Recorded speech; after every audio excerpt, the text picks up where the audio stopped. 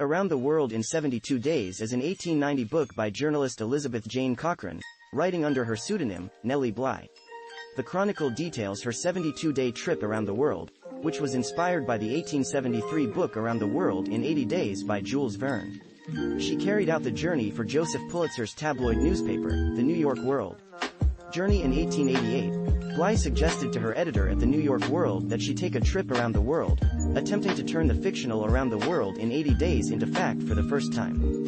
A year later, at 9:40 a.m. on November 14, 1889, she boarded the Augusta Victoria, a steamer of the Hamburg America Line, and began her 24,899-mile journey with the goal of finishing in 75 days.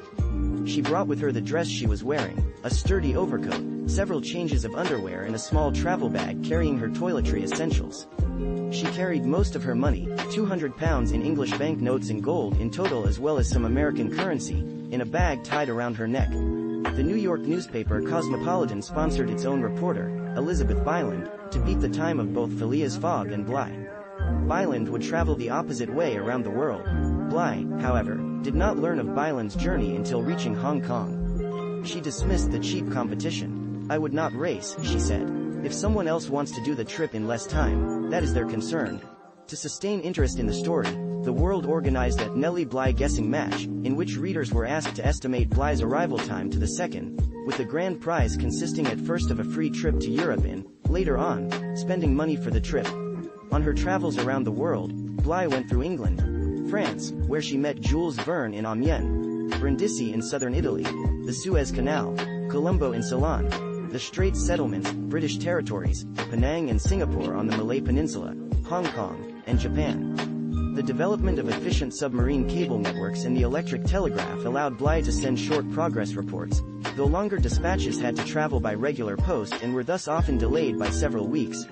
Bly traveled using steamships and the existing railroad systems, which caused occasional setbacks, particularly on the Asian leg of her race. During these stops, she visited a leper colony in China and she bought a monkey in Singapore. Homecoming as a result of rough weather on her Pacific crossing, she arrived in San Francisco on the White Star liner Oceanic on January 21, 2 days behind schedule. However, world owner Pulitzer chartered a private train to bring her home, and she arrived back in New Jersey on January 25, 1890. At 3:51 p.m. Bly arrived back in New York 72 days and 6 hours and 11 minutes after leaving Hoboken.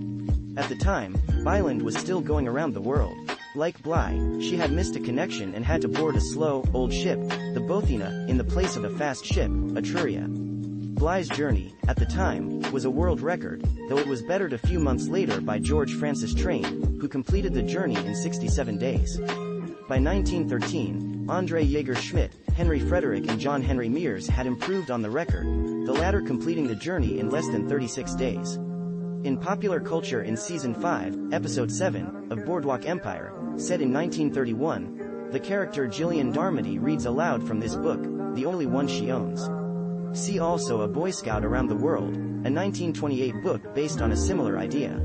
References Marshall Goldberg, The New Colossus, Diversion Books, 2014. External links Nellie Bly's book, Around the World in 72 Days, by Nellie Bly. London. Britannos, New York, Pictorial Weeklies, 1890. At a celebration of women writers around the world in 72 days at Project Gutenberg. Audiobook, Around the World in 72 Days. Public domain audiobook at LibriVox.